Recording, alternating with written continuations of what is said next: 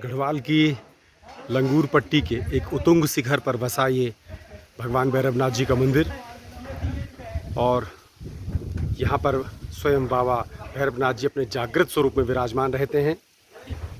इस स्थल को कभी कोई आक्रांता कभी जीत ही नहीं पाया। यह गढ़ी अपराजेय रही और भला इसको कोई जीत कैसे सकता है, जिसमें भगवान शिव के सेनापति स्वयं भगवान भैरवनाथ जी जागृत स्वरूप में विराजमान हैं। भला उस गढ़ी को कौन जीत पाया है। तो भक्ति और प्राकृतिक सौंदर्य का अनुपम मिश्रण यह पवित्र स्थल, सभी सनातन प्रेमियों को इस स्थल पर दर्शन के लिए आना चाहिए। बाबा भैरव गढ़ी के भैरवनाथ की यात्रा का ये मार्ग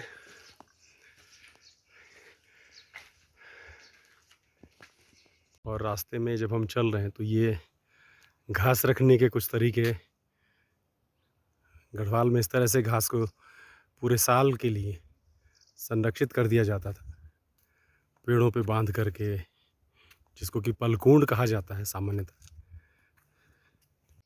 भैरव बाबा के दर्शन के लिए जाने से पहले ये माँ वैष्णो देवी का मंदिर, और माँ के दर्शन के बाद ही भैरव के दर्शन की यात्रा संपूर्ण मानी जाएगी। इसलिए सबसे पहले यहाँ पे माता के दर्शन करते हुए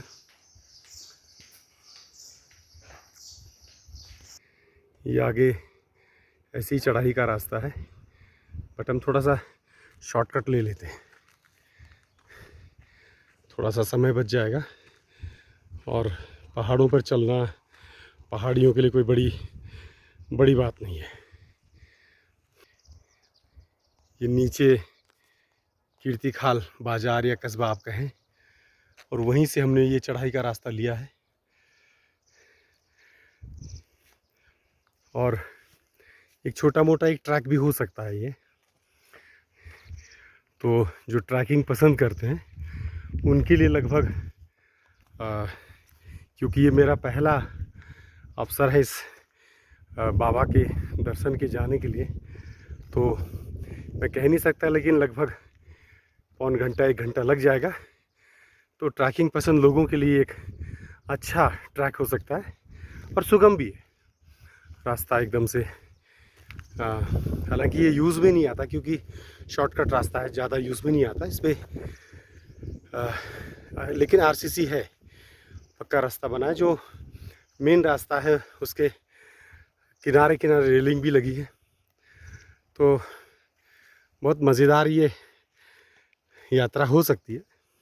मेलू का पेड़ है। पहाड़ी रास्ते पर चलते हुए ये थोड़ी धूप छाँव भी हमें मिल रही है, छाया इस छोटे से पेड़ की। और गढ़वाली जनमानस में, पहाड़ी जनमानस में ये मेलू का पेड़ है। न जाने कितनी कहानियाँ कथाएं इनसे जुड़ी होती हैं।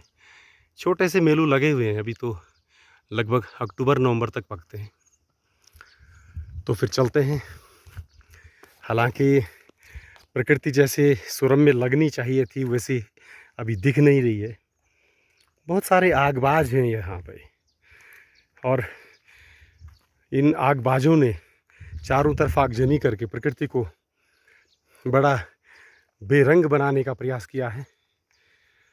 क्या करें, ये हम सबकी पीड़ा है, लेकिन कर भी कुछ नहीं सकते हैं। तो फिर अपने सफ़र पर इन छोटी छोटी पगडंडियों पर, हल्की ऊंची सीढ़ियों पर चलते हुए ये पूरा रास्ता चढ़ाई का है।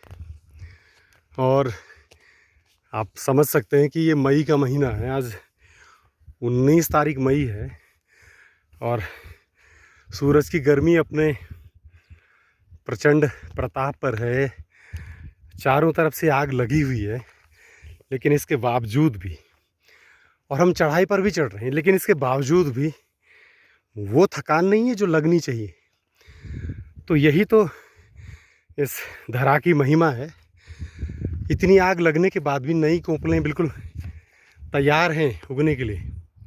एक तरफ तो जली हुई हैं जो पुरानी कोपलें हैं, लेकिन नई कोपलें आने के लिए तैयार हैं। तो कहीं ना कहीं ये संदेश भी है कि कितना जुल्म करोगे, कितने पाप करोगे। प्रकृति अपने आप में कलुषित होती नहीं है कभी, हमेशा निर्मल ही रहती है, निष्पाप ही रहती है। तो एक आनंददायक सफ़र, छोटी छोटी पगडंडियाँ, दूर खड़े बिजली के टावर, टेलीफोन के टावर और कुछ एक घर, यही इस ट्रैक का कुछ जिसे कहते हैं कि इस ट्रैक के साथी हैं ये सब। और पगडंडियों के रास्ते पर ये मशरूम नुमा शरण स्थली, विश्राम स्थली, तो थोड़ा सा आराम कर लिया जाए। श्रद्धालु लगातार आते जाते रहे हैं और रास्ते में ये हिसोरे का पेड़,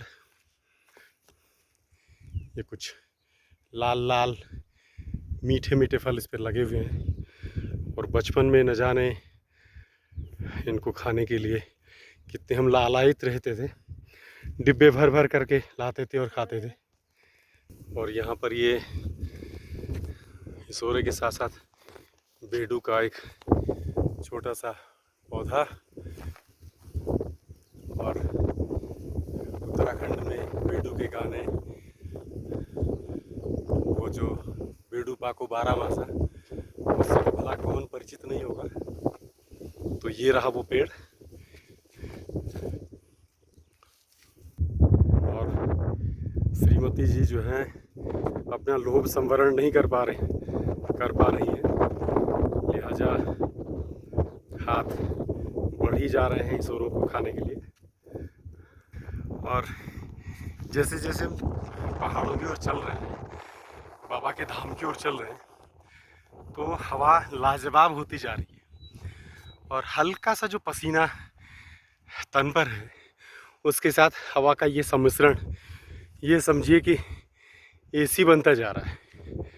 तो क्या कहें इस धरती के लिए, इस हवा के लिए और इस प्रकृति माँ के लिए, कितनी प्यारी है ये। उसे पता है कि कब ठंडक देनी है, कब क्या करना है। जैसे कि माँ को पता होता है अपने बच्चों के साथ कब क्या करना है, वैसे इस धरती माँ को भी पता है कि पहाड़ पर चलते हुए, ऊपर चढ़ते हुए धूप लगेगी तो फिर इन पे हवा करना ज़रूरी है। और ये छोटे से काफल के पेड़, काफल ट्री,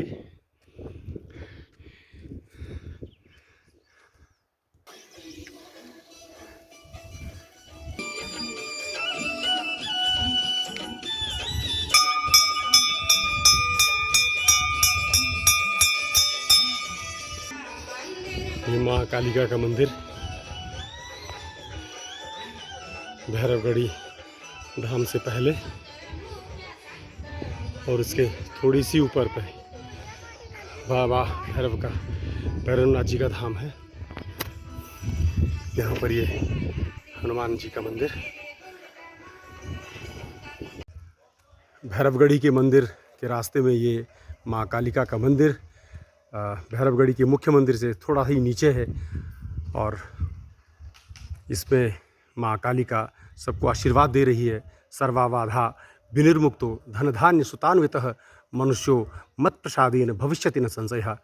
इस प्रकार से माँ सभी मानव जाति की बाधाओं को विमुक्त करने की, धन धान्य ऐश्वर्य से संपन्न करने की, संतान प्राप्ति एवं सुख प्रदान करने का जो आशीर्वाद देती है, इस प्रकार से सारे मनुष्यों के जगत के कल्याण के लिए माँ यहाँ पर विराजमान।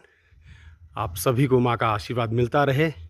बगल में ये भैरवनाथ चरण पादुका का मंदिर, और यहाँ पर हनुमानगढ़ी का मंदिर, और यहाँ से बस कुछ ही दूर पर ऊपर जो भैरवनाथ जी का मुख्य मंदिर है, अब ऊपर है। तो चलते हैं। और लगभग घंटा भर के पैदल चलने के बाद अब हम लंगूरगढ़ी के भैरव बाबा के धाम पर पहुंचने वाले हैं।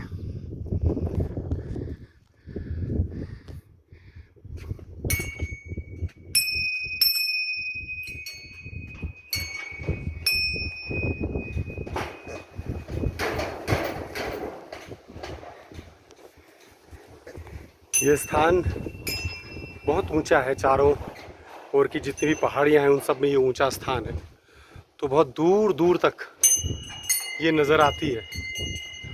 और बचपन से हम भैरवगढ़ी के इस बाबा के चोटी को देखते आए हैं। खेल खेल में हारने जीतने पे इसकी कस्में खाते आए हैं, और आज ये अवसर मिला कि बाबा के दर्शन का सौभाग्य मिलेगा, तो अपने आप में एक बहुत बड़ी उपलब्धि हमारे लिए।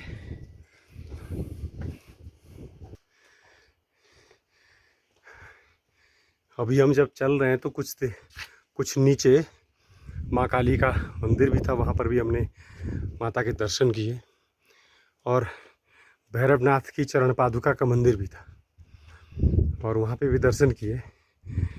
बाबा के मंदिर में वो जो चरण पादुका मंदिर है, उस पे जौ को अर्पण किया। कुछ जौ मंदिर में चढ़ाए जो हरियाली के तौर पर अनवरत रूप से अंकुरित होते जा रहे हैं, जमते जा रहे हैं।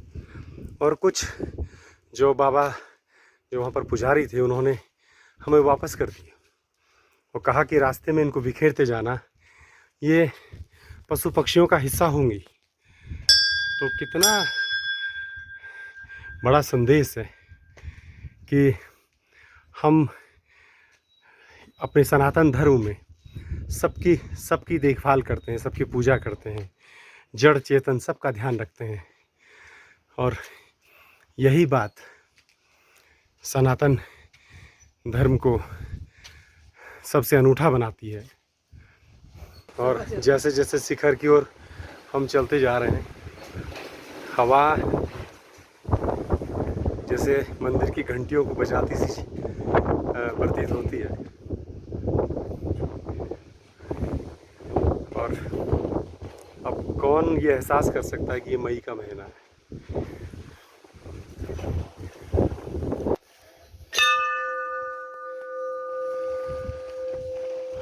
और अब हम बाबा लंगूरगढ़ी के भैरव के मंदिर पे पहुंच गए हैं। जय हो बाबा भैरवनाथ जी महाराज।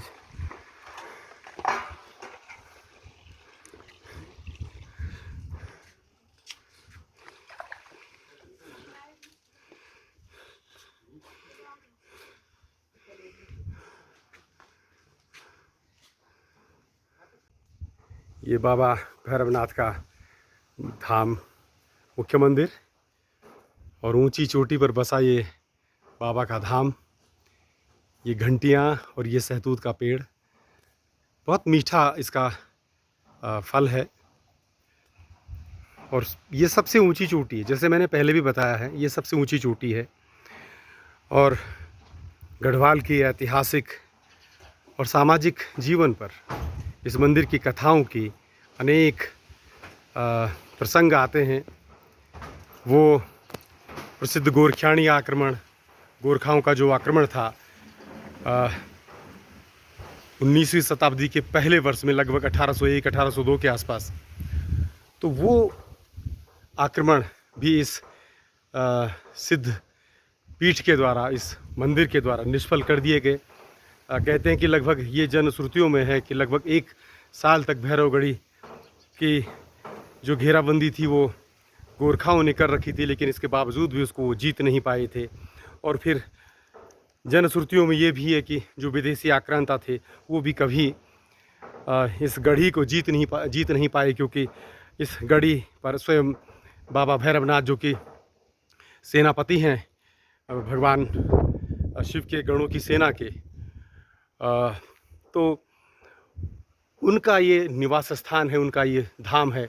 भला कैसे इसको कोई जीत सकता है। और ये बाबा भैरवनाथ गढ़वाल के रक्षक माने जाते हैं। बहुत ही सुरम्य ये वातावरण है। लगभग दिन दोपहरी में भी यहाँ पर इतनी तेज़ हवा चल रही है कि किसी भी तरह से एहसास नहीं हो रहा है कि ये गर्मी का मौसम है। और बड़ा अनूठा और रम्य ये वातावरण, ये स्थान भगवान भैरवनाथ जी का। चारों तरफ की जितनी भी चोटियां हैं सब इससे वो छोटी हैं। ये ध्वज पताकाएं, और ये पहाड़ की चोटी पर एक चौरस सा स्थान है, बहुत लंबा चौड़ा तो नहीं, लेकिन लगभग ये समझिए कि आयोजनों को करने के लिए जो उत्सव होते हैं, जो पूजाएं होती हैं, उन सब के लिए ये सबसे बेहतर स्थान है। सामने ये सहतूत का पेड़ और अंदर बाबा विराजमान। कहते हैं कि 1801 में गोरखा जबकि पूरे गढ़वाल साम्राज्य पर उन्होंने आतंक मचा रखा था, उस समय सिर्फ बाबा भैरवनाथ जी के द्वारा ही उनका शमन किया गया। वो उसको जीत नहीं पाए और फिर दैवीय प्रभाव से उनको वापस जाना पड़ा। तो बड़ी महिमा का स्थान, और जैसे मैंने कहा सब जगह से ये भैरवगढ़ी का मंदिर दिखता है। आज सौभाग्य हुआ कि सपत्नीक यहाँ पर आए और सहतूत के कुछ फल खा लिए जाएं, संभवतः क्योंकि बाबा के प्रसाद के तौर पर इनको हमें लेना चाहिए।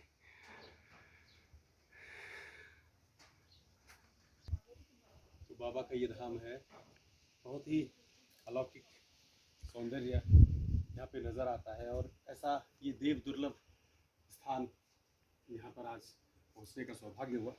ये सहतूत का पेड़ है, ऐसा लगता है मानो भैरवनाथ जी ने अपने यहाँ अपने धाम में आने वाले पशु पक्षियों के लिए भी कुछ प्रसाद रखा हुआ है।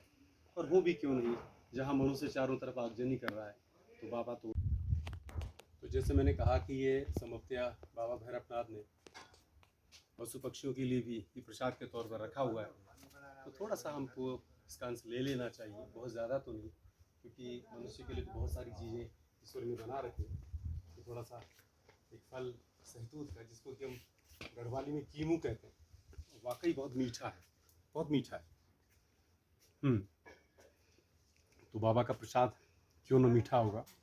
और ईश्वर सबके लिए ध्यान रखते हैं, सभी जीवों पर, सभी पशु पक्षियों पर, मनुष्यों के सहित सब पर उनका आशीर्वाद बना रहे। और जैसे मैंने पहले भी कहा था कि आगजनी बहुत ज़्यादा हो रही है, तो अगर लोगों को ये समझ में आए कि ये आगजनी हम न करें, ईश्वर के प्रकृति को न बिगाड़ें, तो ये बहुत अच्छा होगा। और एक बात और जोड़ना मैं चाहूँगा, जब हम रास्ते में आ रहे थे तो बहुत कुछ प्लास्टिक का कचरा फैला हुआ था, तो मुझे लगता है कि उस ओर हमारा ध्यान जाना चाहिए।